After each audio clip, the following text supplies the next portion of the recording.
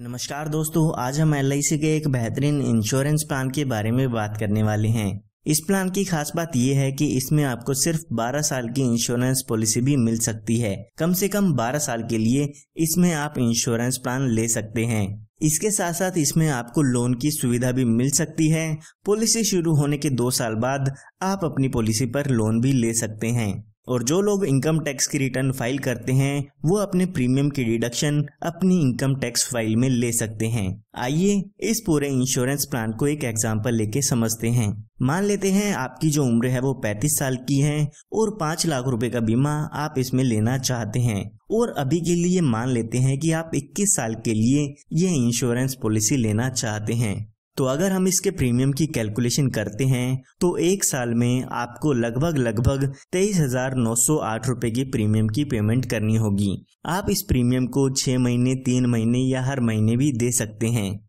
उसकी कैलकुलेशन आप स्क्रीन पर देख सकते हैं। तो यहाँ पर जैसे कि मैंने आपको बताया, अभी आपकी उम्र 35 साल की हो चुकी है। तो यहाँ पर आने वाले 21 सालों के लिए आपको आपकी पॉलिसी में प्रीमियम की पेमेंट करनी होगी। क्योंकि हमने पॉलिसी की टर्म 21 साल ली है, इसीलिए हमें 21 साल पॉलिसी का प्रीमियम पे करना होगा। अगर आप 16 साल की पॉलिसी टर्म लेते हैं तो उसमें आपको 16 साल प्रीमियम की पेमेंट करनी होगी। तो यहाँ पर जब आपके पूरे 21 साल पॉलिसी के हो जाते हैं तो उस समय यहाँ पर आपकी पॉलिसी की मैच्योरिटी हो जाती है, यानी कि जो आपका इंश्योरेंस है वो यहाँ पर खत्म हो जाता है। तो पॉलिसी की मैच्योरिटी के समय लगभग 10,54,000 रुपए का अमाउंट आपको मिल जाता है। अगर हम टोटल प्रीमियम देखते हैं कि आपने 21 साल में कितना पे किया है तो लगभग 4,91,768 रुपए का प्रीमियम आप इसमें पे करते हैं। ये हमने बात तब की है जब पॉलिसी होल्डर के साथ कोई भी दुर्घटना नहीं होती है। आइए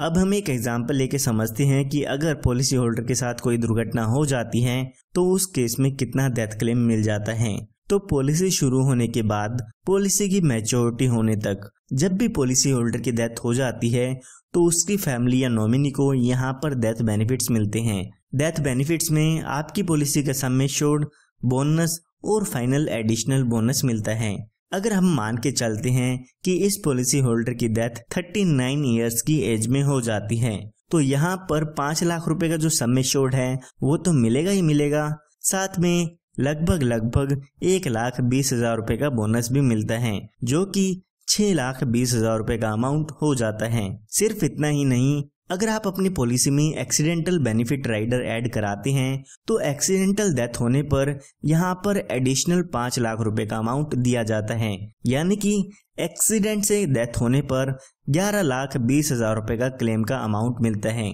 उसके लिए आपको आपकी पॉलिसी में एक्सीडेंटल डेथ बेनिफिट राइडर लेना होगा। इसी तरह से आप और भी राइडर अपनी पॉलिसी में ऐड करा सकते हैं, जैसे कि क्रिटिकल इलनेस राइडर, या अगर आप अपने बच्चे के लिए पॉलिसी लेते हैं तो इसमें आप premium waiver benefit rider add करा सकते हैं, जो कि इस पॉलिसी को और काफी बेहतरीन बना देते हैं। इसी के साथ साथ अगर आपको पैसे की जरूरत होती है तो पॉलिसी शुरू होने के 2 साल बाद आपको इसमें लोन की सुविधा मिल जाती है। आप अपनी पॉलिसी पर लोन ले सकते हैं और उससे आपकी पॉलिसी भी चलती रहेगी। तो अगर आप इस पॉलिसी को लेना चाहते हैं या इसके बारे में और भी जानना चाहते हैं तो दिए हुए नंबर पर आप संपर्क कर सकते हैं। धन्यवाद।